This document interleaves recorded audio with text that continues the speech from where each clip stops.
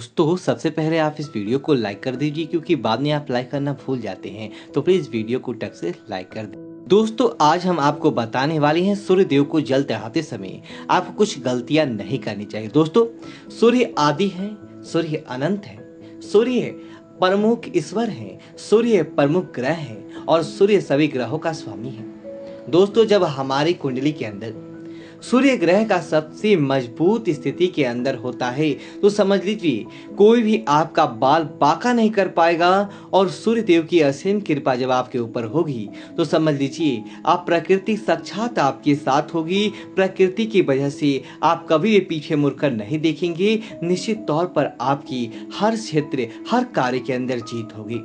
लेकिन दोस्तों आज हम आपको बताने वाले हैं सूर्य को जल अर्पित करते समय अगर आप यह जल गलतियां कर देते हैं तो समझ लीजिए कि आपको सूर्य को जो जल चढ़ाया है, जिस काम हेतु चढ़ाया, ना तो वह काम बनता है और ना ही आपको फायदा पहुंचता है। इसलिए इन बातों का ध्यान आपको जरूर करना चाहिए ताकि आपको हमेशा फायदा प्राप्त होगा और आपको जीवन के अंदर कभी भी दुखों का सामना नहीं करना पड़ता है और देखते ही देखते आपको हर काम के अंदर विजय की प्राप्ति होती है। तो दोस्तों बात करते हैं चीजों के बारे में।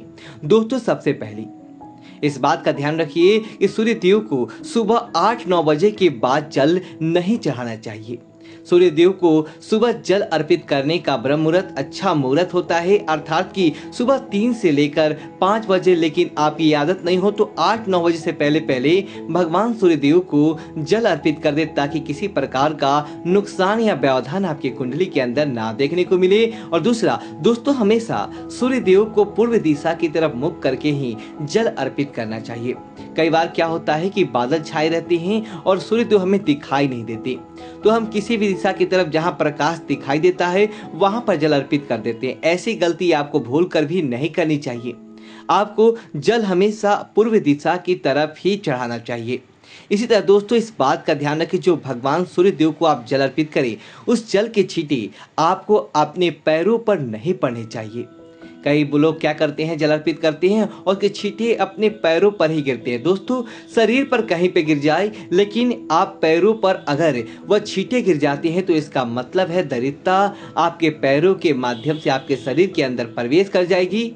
जो आपने सूर्य देव को जल अर्पित किया है उसका अपमान माना जाता है, इसीलिए भूल कर भी आपको जल अपने पैरों में नहीं गिरने देना चाहिए।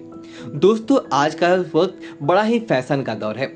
भगवान सूर्य देव को जल अर्पित करते समय प्लास्टिक का बड़ा फैशन है। लोग प्लास्टिक के पात्र में ही भगवान सूर्य देव को जल अर्पित कर देते हैं। दोस्तों इस बात का ध्यान रखिए क्योंकि ऐसा होगा दोस्तों दोष लग जाएगा, सूर्य देव को जल चढ़ाने का फायदा नहीं होगा। भगवान सूर्य देव हमेशा एक तांबे के लोटे में ही जल चढ़ाएं। तांबे का लोटा नहीं है तो आप पीतल का ले लें, लेकिन उसके अलावा किसी भी अन्य धातु यहाँ तक सोने चांदी का भी आपको नहीं लेना चाहिए। जितना ज्यादा तांबे का फायदा होता है उतना किसी भी धातु के साथ फायदा देखने को नहीं मिलता है। दोस्तों इसी तरह भगवान सूर्य देव को जब आप जल अर्पित करते हैं उस समय इस बात का ध्यान रखना चाहिए बिना स्नान किए सूर्य देव को जल भूल कर भी अर्पित नहीं करें। अगर आप बिना स्नान किए सूर्य देव को जल अर्पित करती हैं तो आपको कई प्रकार के दोष लग जाती हैं, कई प्रकार के दोषों का सामना करना पड़ता है। आप स्नान आदि करने के बाद ही भगवान सूर्य देव को जल अर्पित करें। दोस्तों इसी तरह बात ध्यान रखिए जब भी आप सूर्य देव को जल अर्पित करते हैं उस समय आपको काला कपड़ा पहनकर जल अर्पित नहीं करना चाहिए। काला कपड़ा क्या करता है, सूर्य देव की रोशनी को सोखता है, उसके बाद आपके शरीर पर नहीं लगने देता है। सुबह सुबह सूर्य देव की जो रोशनी आपके शरीर पर लगती है वो आपके आधे काम को ऐसे ही समाप्त कर देती है। आपके जो काम बिगड़ते हैं उनको बनाने का काम सूर्य देव की रोशनी करती है। लेकिन इसीलिए आप काले वस्त्र पहनकर भगवान सूर्य को जल अर्पित नहीं करें। इस तरह आप इस बात का ध्यान रखें कभी भी पैरों के अंदर चप्पल जूते आदि पहनने के बाद सूर्य देव को जल अर्पित नहीं करें। इसे सूर्य देव का अपमान माना जाता है। आप हमेशा पैरों के अंदर कुछ नहीं पहने उसे बाद ही सूर्य देव को जल अर्पित करें।